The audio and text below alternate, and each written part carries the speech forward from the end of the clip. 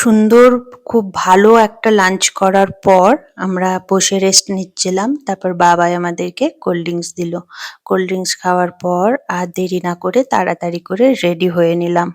Ready হয়ে একটা করে আইসক্রিম খেতে খেতে আমরা বেরিয়ে পড়লাম আদিযোগী যাবার জন্য। আদিযোগীতে আজকে আমরা দেখতে যাচ্ছি লাইট অ্যান্ড সাউন্ড শোটা।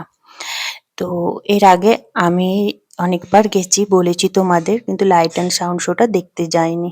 এটা আমার প্রথমবার, শুধু আমার না, গাঙ্গুলি, বাবাই, তন্দ্রা এদের সবারই প্রথমবার। তো বিকালের দিকে যেহেতু যাচ্ছিলাম তখন সূর্যটা অস্ত যাচ্ছিল, তো সেটা একটা আলাদা রকম মানে দেখতে লাগছিল, খুবই ভালো লাগছিল। প্রত্যেকবার যখন রাস্তা দিয়ে যায় তোমাদেরকে সকালের দিকটাই দেখায়, বিকালের দিকটা যেও এত সুন্দর লাগে যে কি বলবো। কিন্তু ভীষণ গরম ছিল, তাই আমরা ভাবছিলাম যে সকালের দিকে হলে খুবই কষ্ট হতো, যেহেতু বিকালের দিকে এসেছি তাই ঠান্ডা ঠান্ডা হয়ে গিয়েছিল। তো আসার পর দেখলাম প্রচুর মানুষের ভিড়। যেহেতু আজকে শনিবার ছুটির দিন, তো প্রচুর মানুষ আজকে এসেছিল লাইট অ্যান্ড সাউন্ড শো দেখতে। মানে মানুষের শুধু মাথা দেখা যাচ্ছিল, কিন্তু যেহেতু এরিয়াটা অনেকটা বড় তাই আমাদের কারোর কোনো অসুবিধা হয়নি, হাত পা ছড়িয়েই বসেছিলাম।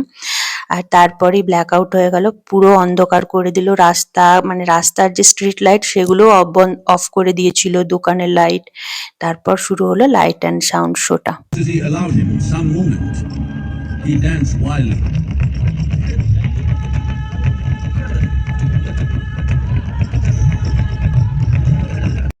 এত সুন্দর একটা লাইট অ্যান্ড সাউন্ড শো দেখলাম যে কি বলবো, আমাদের তো গায়ে কাঁটা দিচ্ছিল। তোমরা যারা ব্যাঙ্গালোর থেকে আমার ভিডিও দেখছো, যারা এখনো এই লাইট অ্যান্ড সাউন্ড শোটা দেখতে আসোনি, তারা কিন্তু একবার হলেও এসো, ভালো লাগবে। তারপরে আমরা বেরিয়ে ওখান থেকে ১ কাপ করে চা খেলাম। আর রাস্তায় প্রচুর ভিড় ছিল আজকে, বললাম তো, সব্বাই বলতে গেলে যেহেতু শনিবার এসেছিল।